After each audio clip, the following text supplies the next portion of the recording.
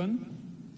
So today I have chosen the new topic on the Pranayama practice.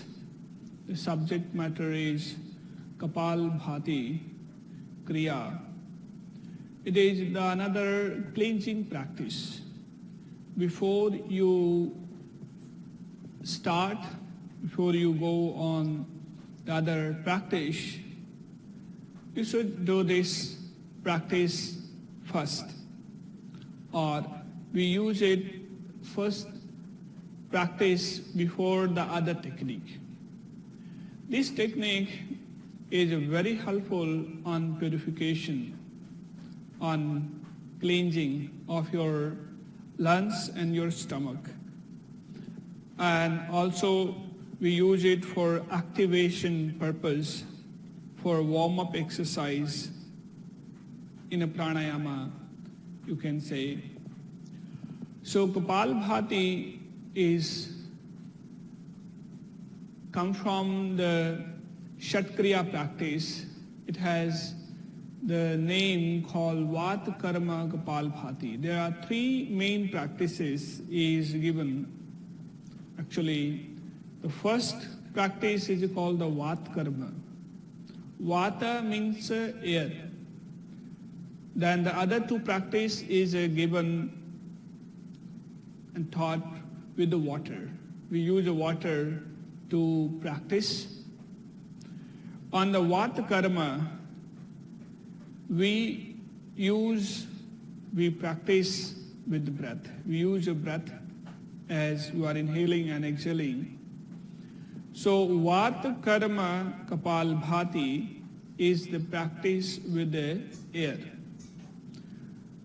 Kapala means the forehead, the frontal part of your skull, your brain, or which is the cover which is covered with the skull, the frontal part here. And bhati means the shining, the brightness. So with which practice your skull get bright, shining, is the technique name, practice name called Vata Karma Kapalabhati. It is a beautiful practice. For this training practice, you have to sit in a comfortable position. Before you start, you have to observe your natural breath, diaphragmatic breath. If anyone have the high blood pressure, if anyone have a migraine, you should not practice. If you have a stomachache, fever problem, you should not practice. If you are pregnant ladies, you should not practice. If you have done recently open surgery in your stomach, you should not practice. These are the contraindications. When you feel physically, mentally healthy, then you can say, I am ready to do it. If you are totally beginner, go slowly on the practice. And another most important point is, you should practice in empty stomach. Do not practice if you have eaten a breakfast or any food. Otherwise, you will get the wrong effect of the practice. Best time to do in the morning, in empty stomach. After asana is more beneficial. Or if you have no interest on asana, just you want to do pranayama practice, even you can choose this, you can practice. So for Kapalabhati practice, come in the comfortable position, keep your head, neck and spine straight, and then palms on your knees. Before you start the Kapalabhati, I will say one complete breath you should take. One inhalation and one exhalation. And then continue with the practice.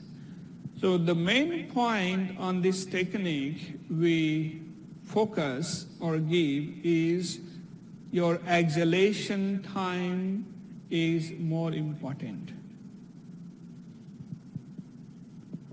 When you exhale, your breath speed, sound should be active.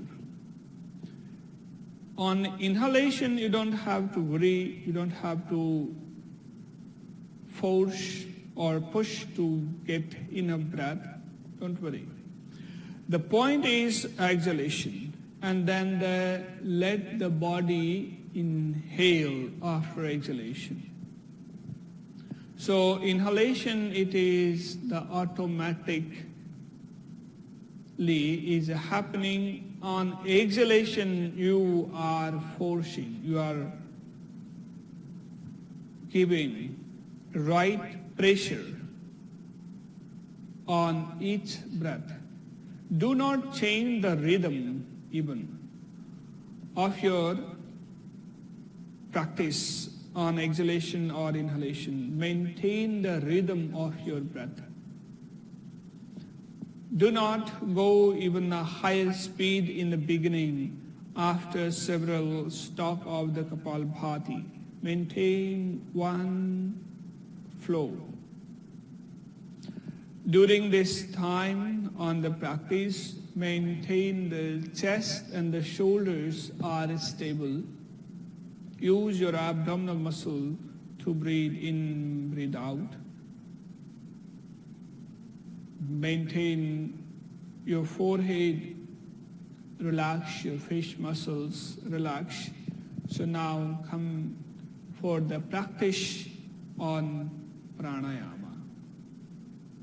Sit in a comfortable position. You can close your eyes or you can keep it open on the first time. And then,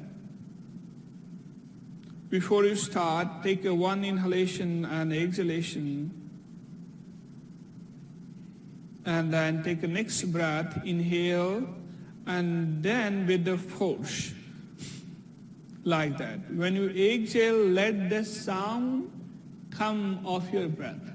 So when you exhale, like that, breath should come out with this sound. And your tummy, your navel center should go in, is the main point on the Kapalabhati. And then let the body get the enough oxygen. And then again with the, here you can look at my navel center and stomach. When you inhale, let your belly expand, then continue 8 to 10 repetition on beginning. You can go even more if you are not feeling any type of negative effect in your brain or in the body, like a dizziness, like a hyperventilation. If you're feeling during that time, I will say do not repeat it, do not go over on this practice. It is a common indication, the fact on the pranayama, especially on Kapalabhati, when you start, this experience, the reaction in the system, in your brain, it comes. So don't worry, keep doing it. On first round, 8 to 10 breath or maximum 12 breath, then take a rest, 30 seconds, 20 seconds.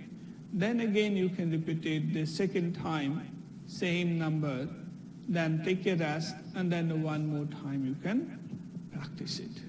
So minimum repetition of Kapalabhati is the 3 rounds of the same stop. and then take a rest completely, or you can do the another practice. So this technique, it gives amazing benefits in the body, to your mind, and even the subtle level, spiritual level also. Physiologically, this technique is change the blood circulation. Many researchers, the doctors, have talked, if you are not going on a jogging and want to have the same result internally, for example, on the blood circulation, burning the calories, the energy, burning the fat on the belly, on the tummy, you will have the same benefit as people are going for running or jogging. Yeah, on running, they have some physiological benefits more on the joints, muscles, but in some level, it's very similar benefits you get it. So it burns your calories, it affects your stomach. Those who have the problem on the low blood pressure is a good practice. Those who have indigestion, diabetic, and asthma problem, they can practice, they can have more benefits from this. Those who have a high blood pressure, fever, headache, pregnant ladies should not practice and then keep doing it. Minimum practice is 3 rounds and then take a rest. Om Hari Om.